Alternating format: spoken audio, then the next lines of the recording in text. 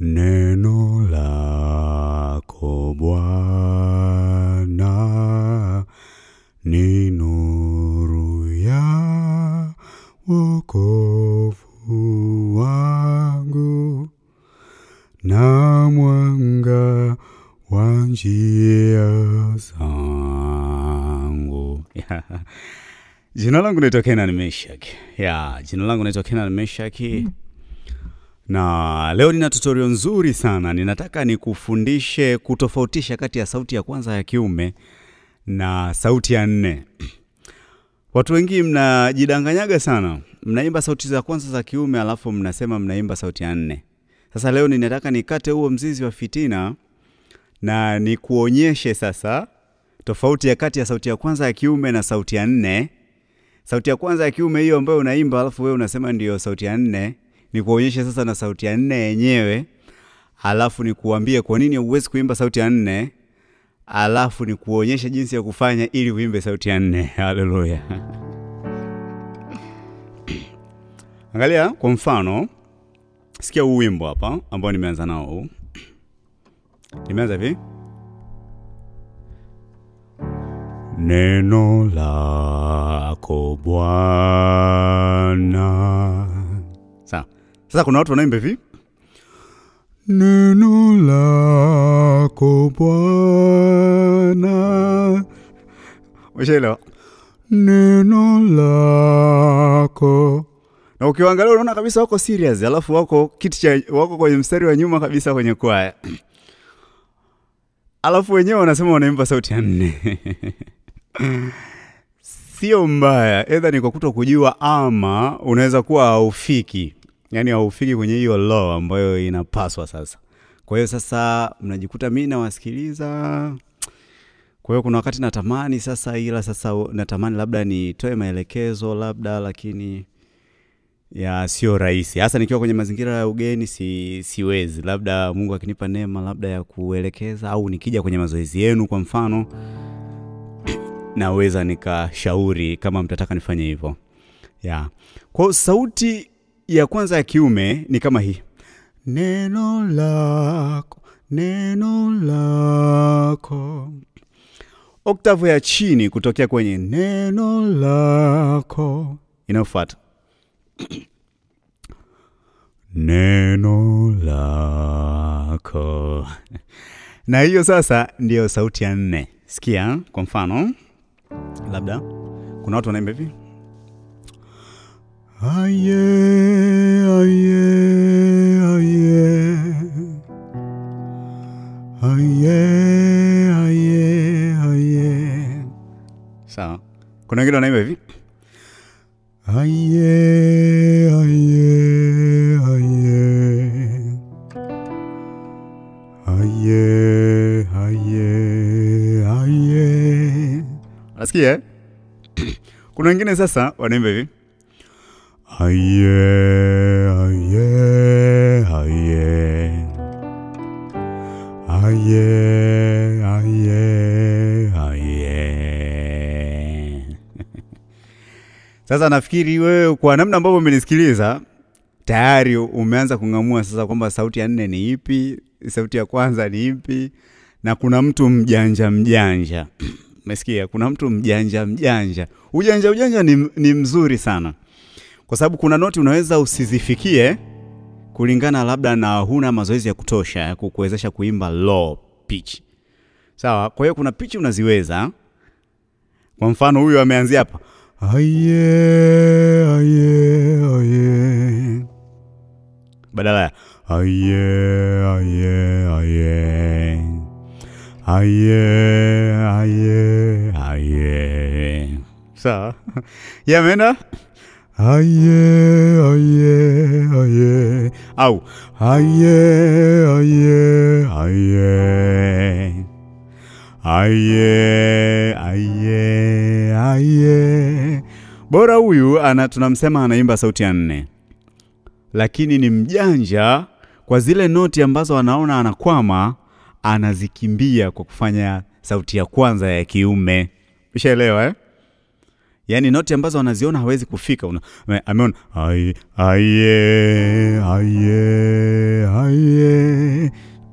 Hilo ni kosa. Aye. Sasa kuna mtu hawezi kufika hapo. Haiwezekani kufika hapa. Kuna mtu hawezi. Kwa hiyo anabidi uwe mjanja. Aye. Hapo kuna noti imekimbiwa. Ukisema aye, hapo tayari umerudi kwenye sauti ya kwanza ya kiume. Umeshaelewa sasa? Angalia sasa. Kitu cha kuzingatia sasa, range za vocal huwa zinaongezeka juu na huwa zinaongezeka chini. Yani unaweza kujifunza watu wengi wakinitafuta wananiambiaga, sijawahi kusikiaga mtu ananiambia sina low, ni watu wachache sana. Approximated to none, yani kama hakuna, yani sijawahi kupata kesi ya namna hiyo. Kila kesi nayopigiwa mimi siwezi kuimba pichi za juu. Ni nani aliyekuambia kuimba pichi za juu ndio kuimba? Nani alikwambia hiyo? Kuna vitu viwili vikuu vya kuzingatia ili uwe mwimbaji bora, vingine ni mengineyo. Kitu cha kwanza ni key, kitu cha pili ni toni. Sawa? Issue ya low na high, hivyo ni vitu vinafanywa mazoezi tu. Na Mungu sasa jinsi alivyoumba, kila mtu amemuumba na toni yake. Unapofanya mazoezi ya ku-increase pitch au kutengeneza low, lazima uangalie na aina ya sauti yako. Unaona? Unaona kwa mfano mimi sauti yangu hii. Yani watu wa aina ya sauti hizi ambazo zina low za kutosha, maana yake tuna kikomo cha high pitch. Yani kuna mahali sisi hatuimbi kabisa hata tungefanya mazoezi miaka 10. Sawa? Na kuna wale wana visauti vyao vinapepea pepea hivi. Hasa yule anaweza akapiga pitch ambayo wewe mwenye low yako ukachanganyikiwa. Ukaanza kusema, ninawezaje kufanya vile? Unaweza kufanya mazoezi ya ku-increase hiyo range yako, lakini kutokana na aina ya sauti. Hiyo range yako itapanda, lakini kamwe haiwezi kuwa sawa na yule mwenye kisauti cha kupepea. Ushaelewa? Ila itapanda kwa aina ya sauti yako. Umeelewa mtu wa Mungu? Kwa hiyo zingatia tu issue ya toni, zingatia issue ya key, zingatia issue ya beat.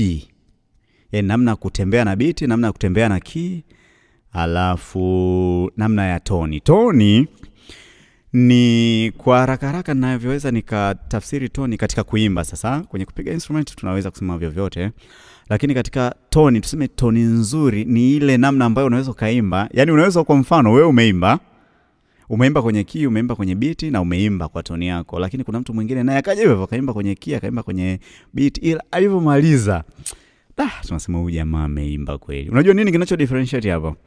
Toni ndio inakuja kutofautisha kwamba huyu jamaa mmoja ameimba, mmoja ni kama alikuwa analeta mzaha. Umeshaelewa hapo sasa zungumzie habari ya wingu sasa. Kuna watu wanasema kikubwa wingu. Sikiliza nikwambie, mimi ninayekufundisha hapa ni mtumishi wa Mungu wa madhabahuni. Yaani ukiacha mambo ya kuimba, ukiacha mambo ya kupiga vinanda, mimi ni mtumishi wa kwenye madhabahu kabisa. Nataka nikwambie hivi, vitu vilivyo ndani ya uwezo wenu na mkavifanya chini ya uwezo, usitegemea anashuka. Yani mkawa mnaimba nje ya key, labda ikiwa huko kwenye mapori huko kijijini, watu hawaelewi hata wanafanya nini. Yani kitendo kwanza cha kuimba tu nje ya ufunguo, kitendo cha kuimba tu nje ya beat, tayari watu wana struggle kwenye ibada. Yani wanaanza kuhangaika kama huja notice kitu hicho. Hafuwezi kuniambia eti kuna wingu linateremka hapo. Ni ngumu sana. Mnakuwa mmejiandaa vizuri. Unaweza kuwa umejiandaa vizuri kwa maana ya umefanya mazoezi, umeiombea ibada yako, umefunga hata siku 3 ukiwa unaiandaa ibada ya Jumapili. Alafu ukashangaa na ibada ya kawaida. Kuna vitu vingi vinavyochangia kuwa na ibada ya kawaida au kuimba kawaida. Mshaelewa usinitoe huko, mimi niko kwenye sauti ya 4. Huko kwingine ilikuwa ni kama wadhamini. Sawa. Sasa ili uweze kugenerate low voice au low tone, hata wewe ambaye hauna kabisa, unaweza ukajifunza na ukapata, isiwe kama sisi ambao tuna low automatic, lakini ukapata low ambayo inaweza ikasaidia kanisani kwenu kwenye kwaya. Badala ya kuimba hivyo unavyoimba, alafu uko kwenye mstari wa sauti ya 4 na wewe unajifanya unaimba sauti ya 4. Umeshaelewa? Kwa hiyo haifai. Kwanza ni maana yake unakuwa unadanganya kwenye madhabahu. Unakuwa huimbi sauti ya 4 ambapo hata Yesu akirudi wakati huo kunakuwa na mashaka kidogo na safari yako, kwa sababu unakuwa unasema uongo kwamba unaimba sauti ya 4 na kimsingi unaimba sauti ya kwanza. Sawa? Zoezi litakalo kusaidia sasa kuimba, nimeshakutofautishia sauti ya kwanza na sauti ya 4.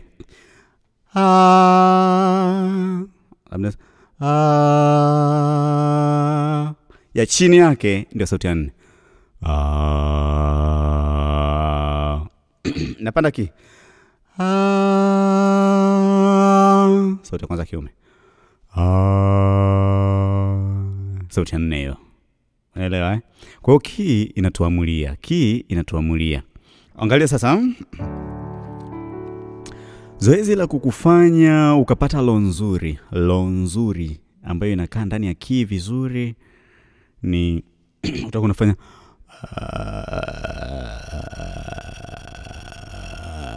sijui kama unasikia vizuri.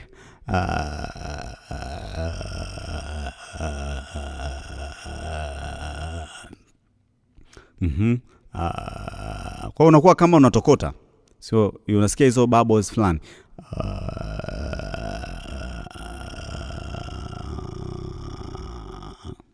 Sawa? Alafu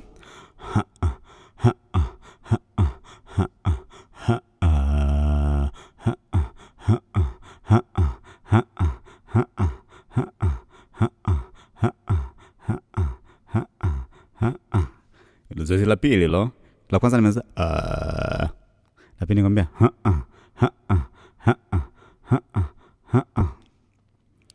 la tatu sasa unatoka hapa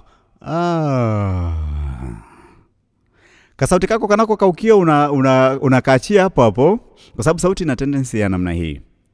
Huwa sauti ina tendency ya kugrow kulingana na namna unavyoifanyisha mazoezi. Kila siku nawafundishaga naambia hivi. Sauti huwa haifosiwi. Hata unapoongeza range za kuimba kutoka kwenye range yako ya kawaida kwenda kwenye range nyingine, huwa inasogeaga kidogo. Badala ya kufika kuanza kuforce kama mnavyoambiwa kule mkiwa mnafanya mazoezi kanisani, piga makelele, unafanya mpaka ukimaliza sauti imekaukiwa, alafu mnanipigia simu. Bana teacher, sauti imekauka nifanyeje? Mnakosea. Sauti huwa range zinaongezeka taratibu. Hiyo range ya low huwa inaongezeka taratibu, ya high huwa inaongezeka taratibu kwa kadri unavyofanya mazoezi kila siku, mtu wa Mungu. Kitu cha kujua ili upate kufanikiwa, achana na mambo ya haraka zimewakosesha watu wengi sana.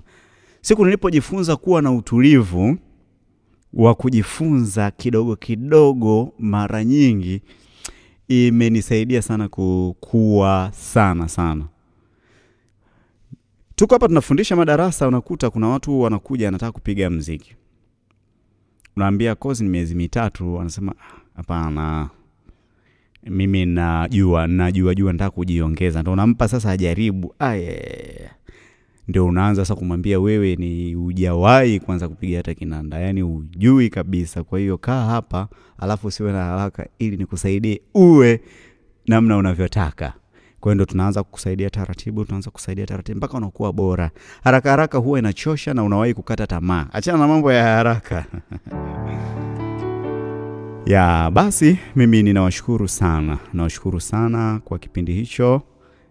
Lakini Eagles Reiki Academy hizi ni studio, lakini ni academy inayohusiana na muziki. Tunafundisha vyombo vyote, kupiga instrument aina zote, lakini tunafundisha kuimba, lakini tuna rekodi, tunafanya huduma za biti, kukutengenezea biti popote ulipo, yani anywhere, any country. Na tunatungia watu nyimbo. Kwa hiyo unaweza ukaja na sauti yako tu hapa, alafu ukasema tu bwana, nataka wimbo wangu utoke kwenye kitabu fulani cha Biblia, labda na wish melody zangu ziwe za aina hii, basi tukakutengenezea kitu cha hatari sana. Kwa hiyo tuko Dar es Salaam, maeneo ya Kitunda ndio ofisi zetu, makao makuu. Lakini pia tawi letu liko hapa Dar es Salaam, jingine katikati pale Mbezi Beach Makonde. ya hapo pia tunakutana kwa ajili ya madarasa. Kwa kuna watu tunakutana hapa Kitunda, lakini kuna watu tunakutana kule. Vipindi viko siku 3, ni Jumatatu, Jumatano na Ijumaa. Kwa kuna watu asubuhi Jumatatu tunakutana hapa, watu wa huu ukanda wa Mbagala, ukanda wa Temeke, Buza, alafu Keko, yani au maeneo hayo mpaka ya nafikiri hadi Kinondoni. Kwa wao wanakujaga hapa, lakini wanaotoka kuanzia Makumbusho huko Mbezi, huko Bunju mpaka Bagamoyo tunakutana pale. Kwa hiyo karibu sana. Kwa hiyo wao ukanda huo vipindi vyao huwa viko jioni. Kwa hiyo saa 11 vipindi vinaanza, vinaisha saa 3 usiku. Lakini hawa ukanda huo vipindi vyao vinaanza asubuhi. Kuna vipindi vinaanza saa 4 kamili, kuna saa 5 na saa 6 mwisho. Kwa hiyo karibu sana.